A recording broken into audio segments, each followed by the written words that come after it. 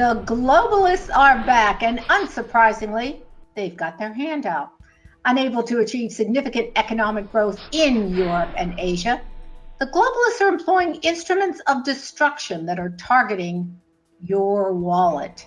What are these destructive measures? Sub-zero interest rates, which is kind of weird, higher taxes, and monetary inflation, and any other unconventional tool that emanates from the minds of the omnipotent and secretive central bankers who wield more power than bureaucrats.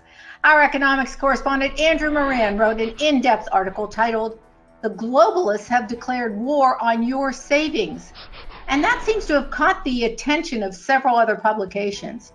Andrew joins us today to discuss the current situation unfolding overseas and what could potentially happen here at home. Welcome, Andrew. Thank you for having me. Do I want to know how cold it is in Canada? It's so cold that I saw an old man's false teeth chatter in a glass jar. Ow! I'm sorry I asked. I've used that joke before on this program. That's okay. I haven't heard it. So you begin your article with Switzerland, of all countries, citing its fiscal and international bodies' response. Why is the land of the cuckoo clock important to the premise of your article? Well, I had written many articles in the past about sub-zero interest rates, central banks, budgets, but what really caught my eye recently was a new report by the Organization for Economic Cooperation and Development, or OECD. It wrote a blistering report slamming Switzerland's budget surplus of, I think it was 2.1% in the last quarter. And it complained that the country wasn't spending enough, which is important for globalists because they want to stimulate the economy, and they just want to have money transferred to the well-connected, and they want to deplete the country's savings so that the country can lean on these international bodies. So Switzerland is being hammered by the global trade uncertainty, and investors who are pouring into the safe haven asset, the Swiss franc, which is appreciating in currency markets and making exports more expensive. So at the same time, it also has sub-zero interest rates for the last 5 years. So you would think that would appease the globalists, but it isn't. And Switzerland already has a third highest GDP among OECD countries, and it continues to post pretty reasonable economic data considering the how it's being hurt by the U.S.-China trade war. So I found it rather interesting that the OECD mirrored the comments that Christine Lagarde recently made about other European countries that are posting budget surpluses and saving more money. Well, it's interesting you talk about Christine Lagarde, the former head of the International Monetary Fund, and her taking over from Mario Draghi, the leading European Central Bank, or ECB. Anyway, you write, quote, "Desperate for a modicum of growth, Lagarde is of the philosophy that the only way to grow the economy is through government intervention." Surprise, surprise. Are you worried about her term? Do you think she'll be an improvement over Draghi or worse?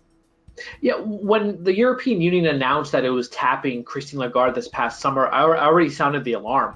She's one of those interventionists who, she applauds Mario Draghi's policies of negative interest rates, quantitative easing, bond buying, higher inflation.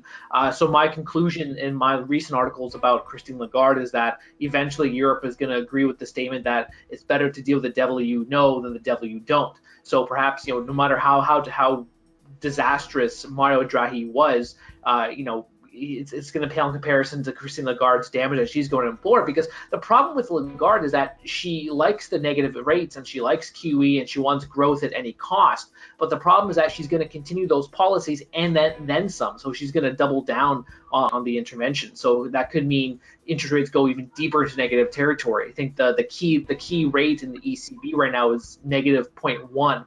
So perhaps she'll look at negative 0.5. And then Mario Draghi, he recently announced the relaunch of QE. So perhaps she's going to exacerbate quantitative easing to achieve growth at any cost. But at the same time, that's gonna misallocate resources. That's gonna hurt savings of citizens in Europe, and it emanates all from that Keynesian mindset where consumption is all what matters. Savings and investments are no longer important, even though those two things drive an economy. It starts an economy and it drives an economy. But Keynesians like Christine Lagarde, convicted woman by the way, she likes the negative rates, and she likes the interventionism. Yeah, you mentioned Keynes in your article, and yet there are a lot of people that are still kind of devotees, but the economics just haven't panned out. Why do you think everyone's still following, his lead there? I think it more to do with politicians, whereby you have to give the idea that you're doing something. Politicians always have to pretend that they're doing something, that they're Santa Clauses, and that only they can, rescue an economy and continue with any expansion.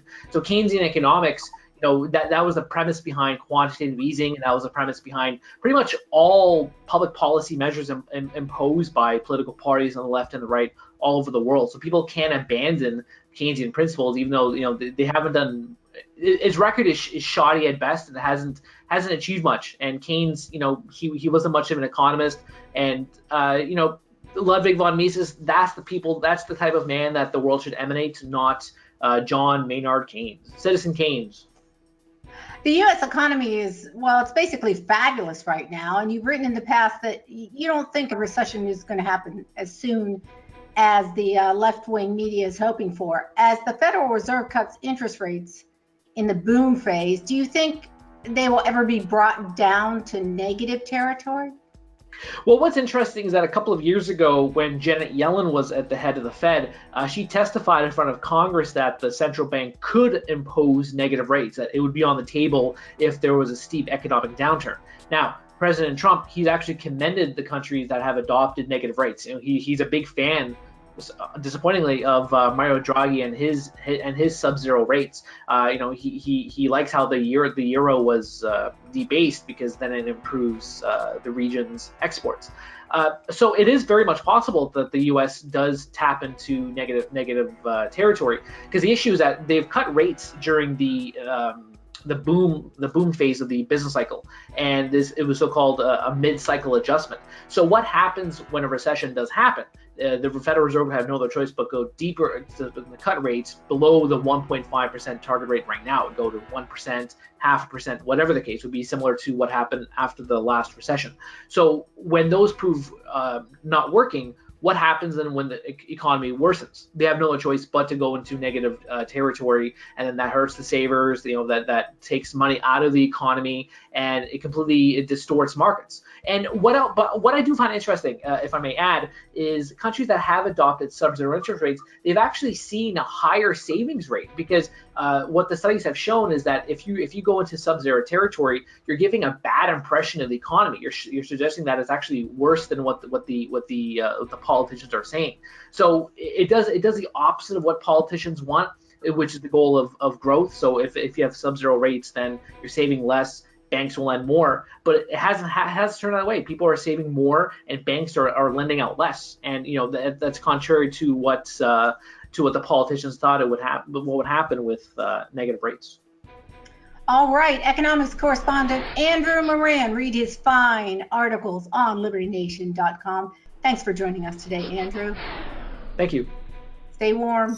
Hi, folks. Lisa K. Donner here, editor-in-chief of LibertyNation.com. We hope you enjoyed watching this video, maybe even learned a thing or two. If so, please take a moment and subscribe to our YouTube channel right down there in the corner. Thanks so much.